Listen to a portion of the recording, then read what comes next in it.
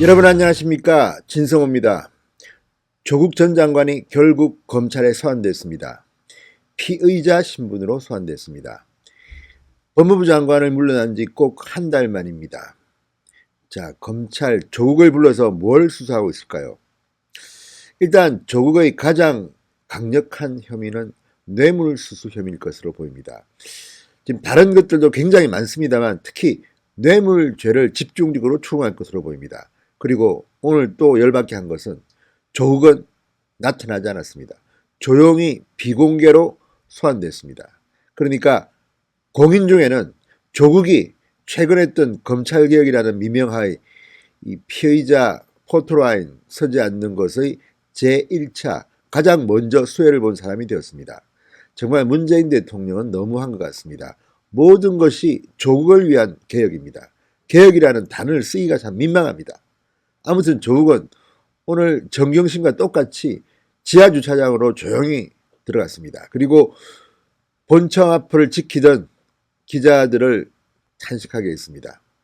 이게 문재인 대통령이 말하는 정의, 공정, 그것입니까? 진성호의 융단 폭격 시작합니다. 조국 전 장관을 융단 폭격합니다. 방송에 앞서 아직 진성호 방송에 구독자가 아니신 분들은 붉은색 구독 버튼 눌러주시면 감사하겠습니다. 자, 그러나 검찰은 조국에 대해서 강력한 준비를 했던 것 같습니다.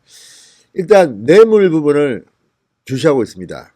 이미 WFM, 이 조국 일가가 투자한 사모펀드의 운용사죠. 코링크 PE가 투자한 인수한 회사 WFM의 주가와 관련해서 주가 조작 의혹까지 하고 있는 검찰은 이 WFM의 주식을 내부자 정보를 이용해서 구입해서 상당한 재미를 봤다. 또 하나는 시세보다 훨씬 싼 값으로 샀다면 이것은 뇌물죄에 해당한다고 봅니다.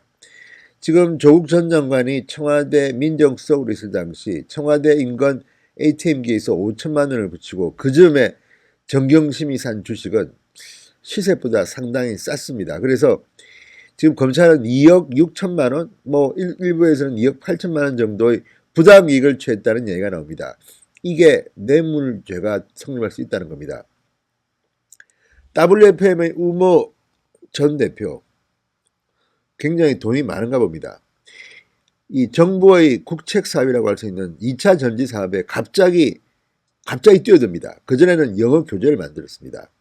그러더니 주가가 급등하기 시작합니다. 그리고 여러 가지 작전을 썼나 봅니다. 공장도 세우고 중국 자본도 들여오고 이런 거 할 때마다 내부자 정보를 알려줬다고 이야기합니다. 그러면 정경심 씨는 주식을 샀습니다. 그리고 주식 현 시세보다 훨씬 더 싼 값에 사서 부당 이득을 취했다고 검찰은 보고 있습니다. 이게 조국이 아니면 왜 이런 짓을 했겠습니까? 결국 조국을 보고 돈을 준 것이다.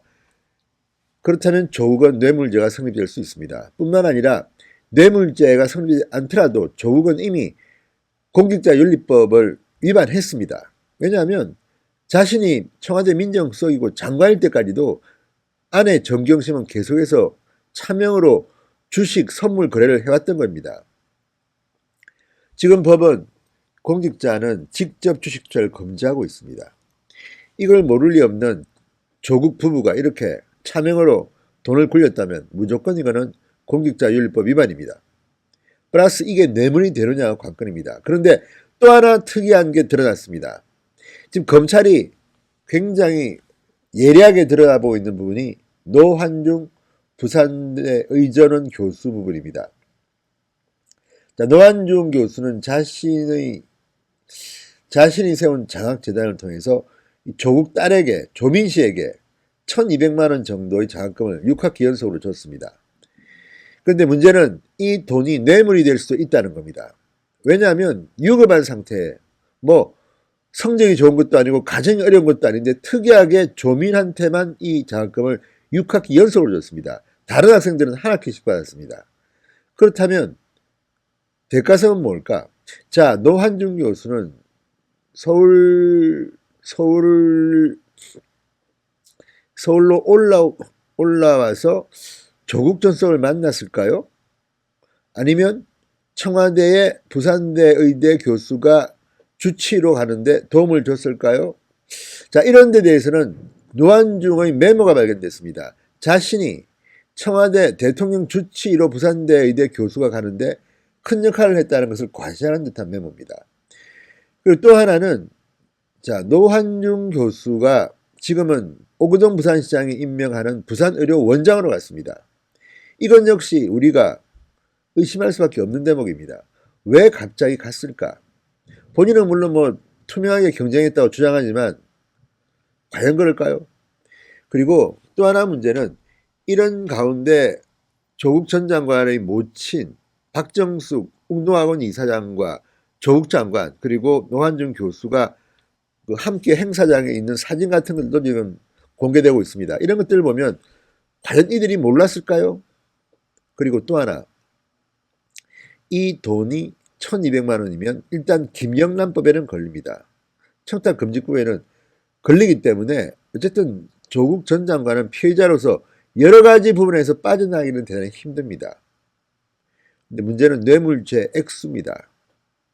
지금 본인 또는 제3자를 통한 뇌물죄가 된다 그러면 지금 2억 원이 넘는 뇌물죄가 적용된다면 아마도 조국 전 장관은 상당히 오랫동안 감옥에 있어야 될지도 모릅니다.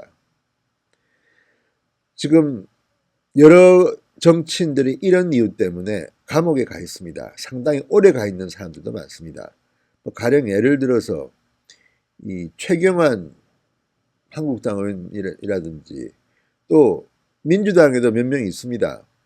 이런 사람들을 보면 아, 이 정도면 이거 상당히 오래 있겠는데 이렇게 생각하는 변호사들이 꽤 많습니다.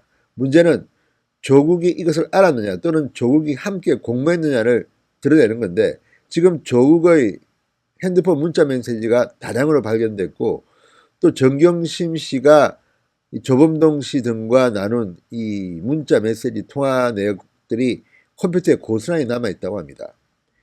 자, 그렇다면 그 안에서 뭐가 터진다면 조국은 구속될지도 모르겠다는 생각이 듭니다. 지금 언론들도 이제는 보도를 이렇게 합니다. 조국은 피해자로서 무조건 기소된다.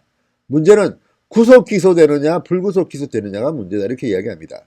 또 일부에서는 두 분을 함께 구속시킬 수 있겠느냐고 하지만 또 일부에서는 무슨 말이냐 그런 경우도 많다고 합니다. 자, 문제는 죄의 경중입니다. 조국 어떻게 될까요? 자, 조국이 소환된 날 지금 검찰이 들끓고 있습니다. 조국 수사 앞으로 지켜봅시다. 저는 구속된다에 한 표 던졌습니다. 진성호의 융단 폭격이었습니다. 여러분 감사합니다.